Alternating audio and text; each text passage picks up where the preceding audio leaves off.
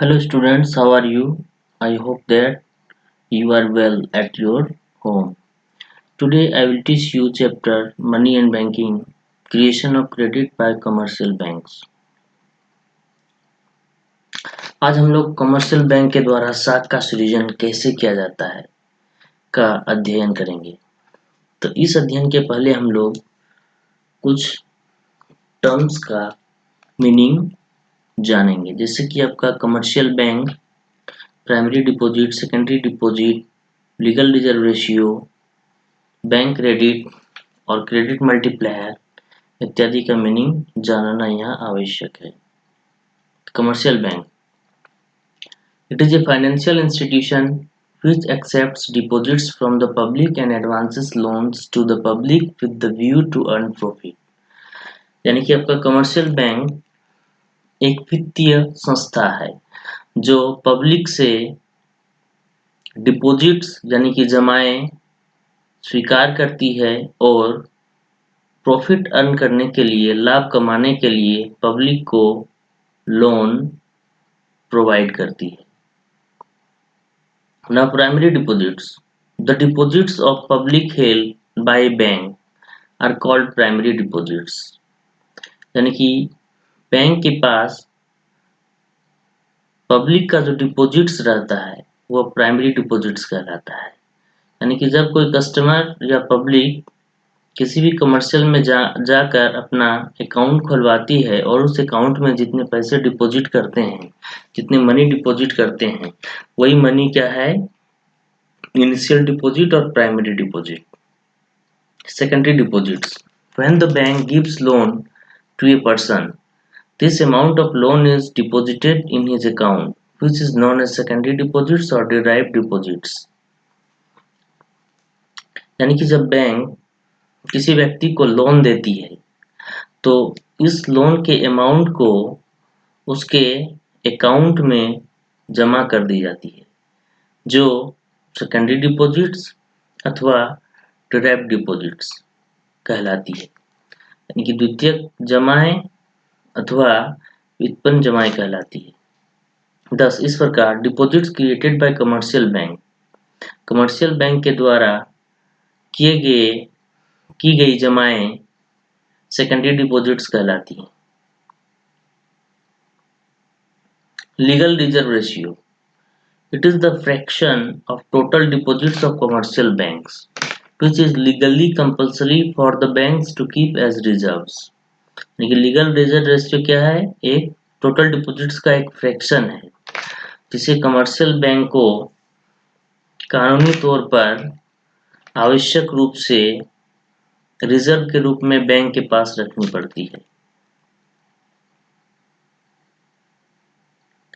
It is the sum of cash reserve ratio, CRR and statutory liquidity ratio। ये आपका CRR और SLR दोनों का योग है। तो समझ में आ गया आपका लीगल रिजर्व रेशियो जो कमर्शियल बैंक के डिपॉजिट्स का एक फ्रैक्शन है या न्यूनतम परसेंटेज कह सकते हैं इसको आप, जिसे कमर्शियल बैंक को रिजर्व के रूप में रखना पड़ता है। तो इसका दो पार्ट हो गया, आपका CRR हो गया और एक है आपका SLR। तो CRR क्या है, कैश रिजर्व रेशियो क्या है। कैश रिजर्व रेशियो वह न्यूनतम मिनिमम परसेंटेज है जिसे किसी भी कमर्शियल बैंक को रिजर्व बैंक के पास रखनी पड़ती है। इसी तरह से SLR टोटल डिपॉजिट्स का वह न्यूनतम परसेंटेज है, मिनिमम परसेंटेज है जिसे व्यावसायिक बैंक, कमर्शियल बैंक को अपने पास ही लिक्विड एसेट के रूप में, जैसे कि गोल्ड, कैश इत्यादि के रूप में रखना पड़ता है। तो क्लियर हो गया यहाँ। CRR क्या है आपका, ये टोटल डिपॉजिट्स का मिनिमम परसेंटेज है जिसे बैंक RBI के पास रखती है। और स्टैट्यूटरी लिक्विडिटी रेशियो क्या है, टोटल डिपॉजिट्स का वह मिनिमम परसेंटेज है जिसे बैंक खुद अपने पास रखती है लिक्विड एसेट के रूप में, जैसे कि गोल्ड हो गया और कैश के रूप में भी रखा जाता है। डिपॉजिट और क्रेडिट और मनी मल्टीप्लायर, ये तीनों चीज एक ही चीज है। तो money multiplier, it is the reciprocal of legal reserve ratio, यह क्या आपका लीगल रिजर्व रेशियो का रेसिप्रोकल है। यानी कि credit multiplier is equal to 1/LRR। ठीक है, आपका credit multiplier is equal to formula क्या हो गया, 1/LRR। It is a multiple by which total deposits increase many times because of primary deposits. ये क्रेडिट मल्टीप्लायर क्या है, एक मल्टीपल है यानी कि गुणक है, जिसके द्वारा टोटल डिपॉजिट्स प्राइमरी डिपॉजिट्स के कारण कई गुना बढ़ जाती है। क्लियर। क्रेडिट और money creation bye commercial bank. साख अथवा मुद्रा सृजन कमर्शियल बैंक के द्वारा यानी कि व्यावसायिक बैंक के द्वारा मुद्रा अथवा साख का सृजन। कमर्शियल बैंक का एग्जांपल क्या होगा आपका, आप जितना देख रहे हैं, स्टेट बैंक ऑफ इंडिया हो गया, Punjab national bank, union bank of India, Canara bank, ये सभी क्या है आपका कमर्शियल बैंक है। तो आइए हम लोग देखते हैं कि कमर्शियल बैंक के द्वारा क्रेडिट और मनी क्रिएशन कैसे किया जाता है। Credit creation is an important function of commercial bank.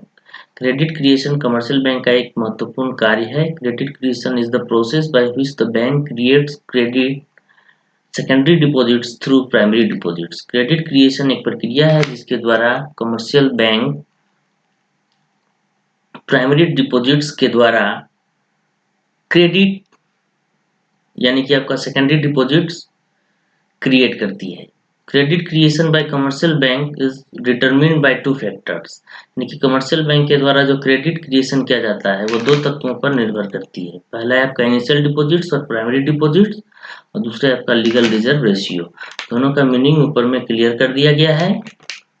It is assume that all the banks are a single banking unit. इसमें यह अज्यूम किया जाता है, यह मान लिया जाता है कि सभी बैंक एक सिंगल बैंकिंग यूनिट है और all the transactions are made through banks only. और जितने भी ट्रांजेक्शन्स होते हैं वो ट्रांजेक्शन बैंक के द्वारा ही होता है। यानी कि कोई भी ट्रांजेक्शन कैश के रूप में नहीं होता है, वो बैंक के द्वारा ही किया जाता है आपका। Creation of credit by commercial banks can be explained through the following table. Commercial bank के द्वारा साख सृजन की प्रक्रिया को निम्नलिखित टेबल के द्वारा वर्णन किया जा सकता है। आइए देखते हैं इस टेबल में round, first round, second round, third round, total, और डिपॉजिट्स में यहाँ दिया गया है आपका वैल्यू, डिफरेंट वैल्यू रखा गया है। फिर लोन्स है आपका, कैश रिजर्व है।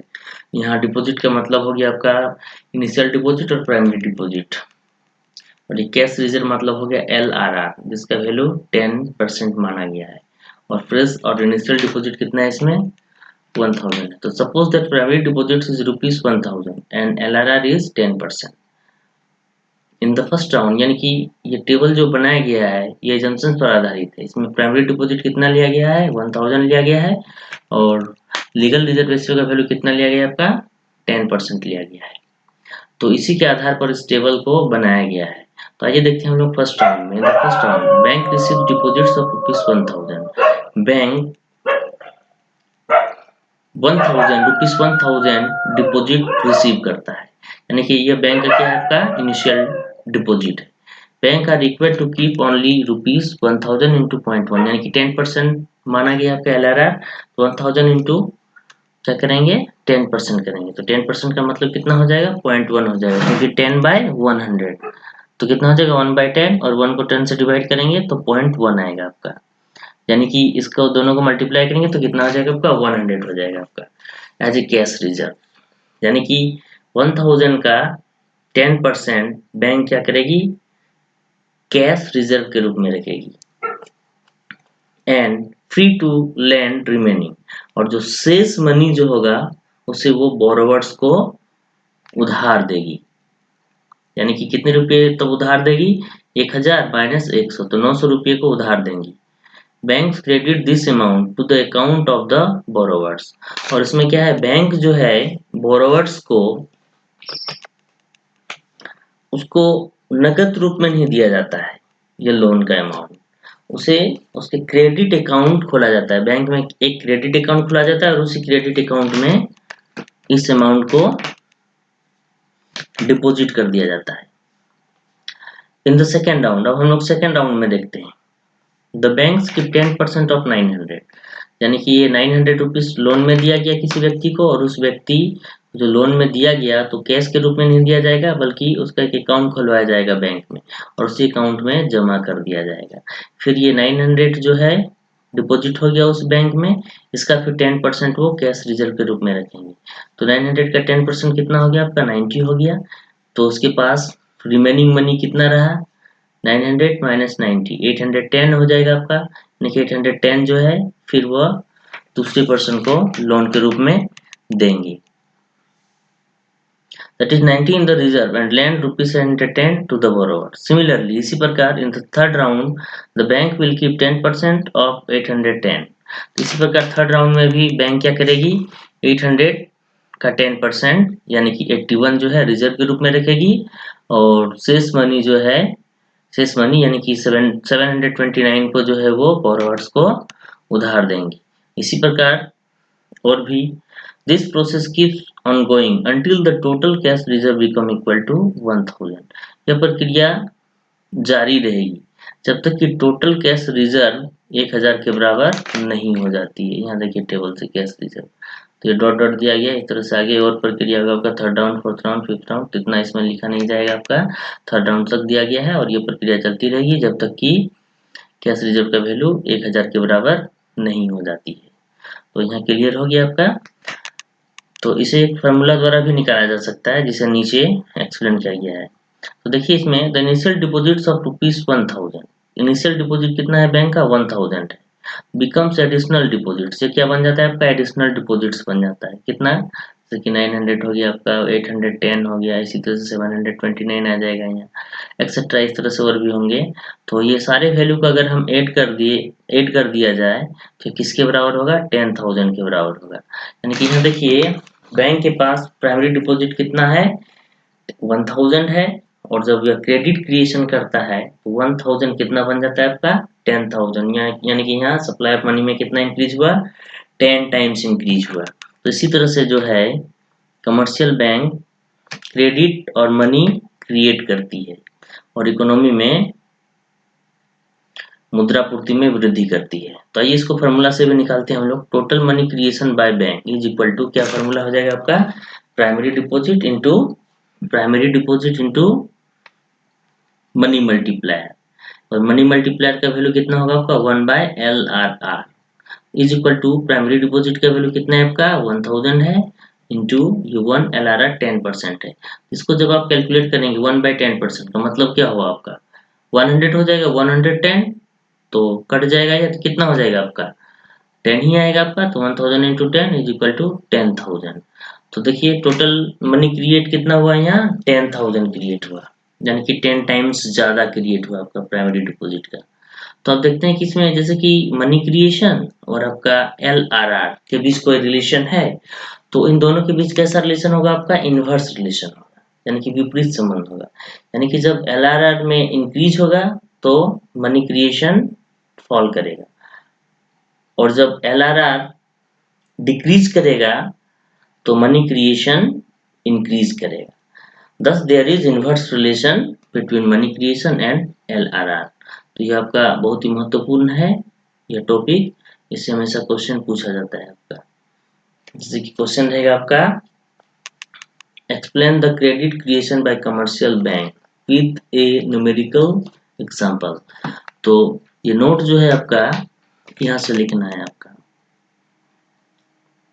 क्रेडिट और money creation bye commercial bank, आप यहाँ से लिखेंगे क्रेडिट और money creation bye commercial bank, यहाँ से आप लिखना स्टार्ट करेंगे, ये टेबल बनाएंगे और यहाँ तक लिख देंगे आप ये लास्ट टेबल, ये 10,000, फिर ये लिख दीजिए there is inverse relation between money creation and LRR। तो ये एक क्वेश्चन आपका कंप्लीट हो गया, ये बहुत ही इंपॉर्टेंट क्वेश्चन है। Okay, thank you.